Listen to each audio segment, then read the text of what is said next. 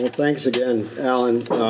I will say I walked in this morning right at 8:30, right as everything was kicking off, and I don't know if I expected the size of the crowd in Boulder or if I expected the size of the crowd in Orlando, but I walked in there and I was, wow, I was just completely floored by the turnout and by the exhibits and, the whole package here. I mean, this is really fantastic, and I think the work that you and Dan and your team is really fantastic and should be credited.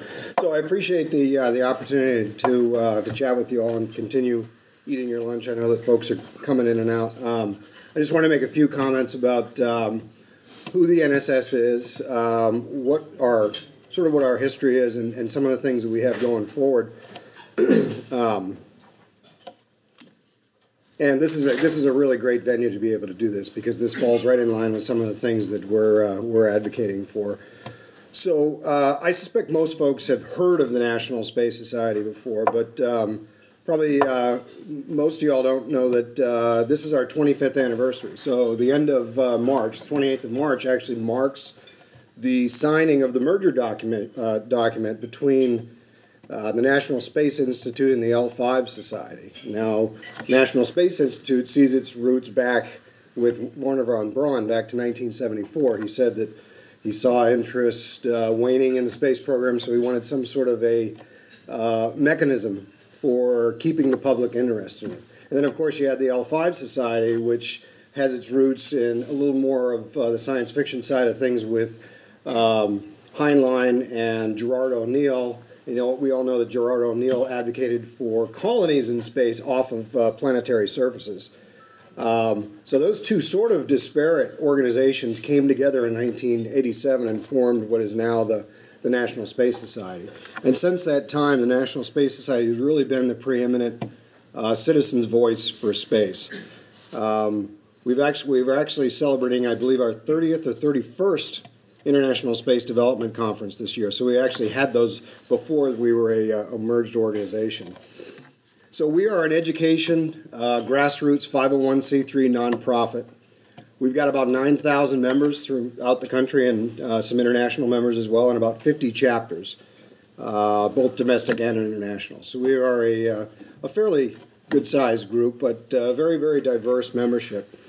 So as I said, education is part of it, but we do many other things. We do a lot of outreach. We, of course, do our International Space Development Conference, which this year is coming up in Washington, D.C. We do a lot of legislative events. As a matter of fact, right now, our legislative blitz is ongoing. We've got about 30-some-odd people split into about 10 teams that are hitting about 100 different offices on the Hill.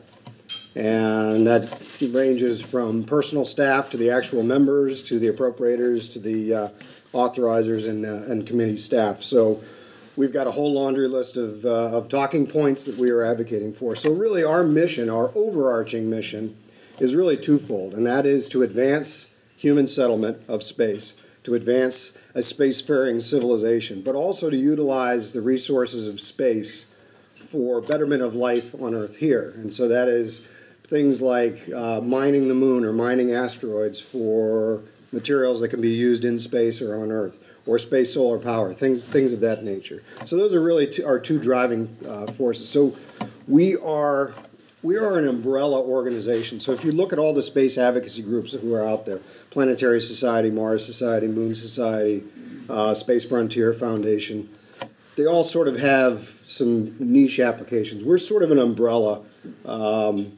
above that covers really all of those different areas, and we have strategic partnerships with all those folks. Now, I've been a member since about 1999 and on the board for about the last 2 years, and I've always thought that NSS is really that preeminent voice. And having sat on the other side of the table on the Hill as a Hill staffer, that it was actually confirmed that when the National Space Society comes in to do some sort of a meeting or some sort of a blitz like what's going on right now, it's a very well-respected organization. We're probably best known for some of the folks who have come out of the organization. Ben Bova and Gordon Woodcock were the two respective presidents of the organizations who came together in 87. Of course, Lori Garver was a executive director for about an 8-year period. Obviously, Associate Administrator of NASA. And George Whitesides, who just recently left in 2008, of course, went on to be the Chief of Staff of NASA and now is the CEO and President of Virgin Galactic. So we have some good stock within the organization. Admittedly, now, this is the only comment that I'll say really looking backward other than the heritage comments. We've been a little bit absent for the last few years or so, and that's now starting to change. I came on the 1st of January, and that was part of my charter, to bring the organization back and to start growing the organization. So that's why you're going to start seeing a lot of these very overt changes within the National Space Society. So let me talk about some of the things that we've actually been doing in the last few weeks and months. Of course, I mentioned the legislative blitz. That's ongoing. That's very well tied into the budget that just came out about 2 weeks ago. There's a lot of stuff in there about commercial crew. They're talking about the changes to the Mars program, which is a very hot-button issue right now. But something else that was in the budget that may have been overlooked by some folks is last year's budget for education for NASA was $130 million. This budget proposal has it as $100 million. That is about a 27% decrease, and that is something that we're up on the Hill trying to make sure that gets reinstated, because that is a very important part of what NASA does. We recently engaged with the state of New Mexico, which is something that's probably important to a lot of folks here. Is New Mexico is looking at expanding the implied or informed consent laws for suborbital vehicles beyond the providers to the suppliers, the manufacturers. That is something that was being considered by the committees in the New Mexico legislature. And so we reached out to all 26 members and sent letters saying that New Mexico really needs to pass this legislation because otherwise they're going to be a step behind other states that do have those more liberal type of legislative structures. So unfortunately that did not make it through committee. And I think that they are resetting to try and go after this next year. But that's something that's very important, and that's something that we were very eager to get involved with. We run student presentations. We have one that's actually run here through NASA Ames, Space Settlement Design, which is high school students put together teams. They come up with their ideas for space settlement. We judge those and then award prizes at our ISDC, and so we will have a whole new batch of design presentations that we'll see at our ISDC here in Washington. We are strengthening our corporate council. We've had sort of sporadic corporate membership of the organization. That's something that we're going to start to codify and make structured so we can actually have corporate members be part of our organization. And the same goes with our membership. Our membership is really our bread and butter. That's really the core of the organization, and so our goals are to grow that membership and bring in new folks. Our Board of Governors, if you've ever looked at our website or seen any of our documents and you look down the list of our Board of Governors, it's really an interesting group of people. It's chaired by Hugh Downs, and you get sort of some of the usual folks you would think on a Board of Governors. John Glenn, Buzz Aldrin is on our Board of Governors, but we also have a lot of celebrities. Tom Hanks, Tom Cruise, some of the folks from the Star Trek series are on our Board of Governors, and these are folks who really have a passion for space, and they actually get involved. We have a governor's dinner at our annual conference, and so we're going to have a renewed effort to re-engage some of the folks who have been a little less active and actually bring on new folks. There are folks out there now who have that level of gravitas and are doing great things for space that actually need to be on our Board of Governors. Our Space Ambassadors program is really neat. Listening to the Suborbital or the Suborbital Research Ambassadors program. It's very similar to something that we've been doing for the last few years. So we've asked folks to sign up for the Space Ambassadors program. You go out to libraries or schools or wherever in the community, and you actually do different kind of talks about space settlement, advancing space exploration. You annotate the people who you've talked to, you send it, and then we actually go through and we will actually pick a small number of folks who will then become professional space ambassadors. And as a professional space ambassador, you are given an assignment, and then you have to come back and potentially write a paper about that assignment or do some PR. One of the assignments is actually flying with Virgin Galactic. One is to fly, or actually do the ground training with NASTAR. We also have partnerships with Zero G and Aurora. So that program is moving right along, and we hope to see some of those professional space ambassadors actually going out and doing those assignments here very soon. This year we're really taking on a new, renewed effort to push for commercial space. We saw in the budget that the president still sees commercial as very important by coming in at a level of about $830 million. That number, which was cut in half last year. So we are making a press to make sure that that money stays in place. And really the reason is for no other reason. We all know the reasons why commercial is a good thing and how it's going to be game-changing. But really when you talk to the people who are writing the checks, you have to stress to them every dollar that you take away from commercial crew right now is a dollar that's going to go to the Russian space program to buy Soyuz seats.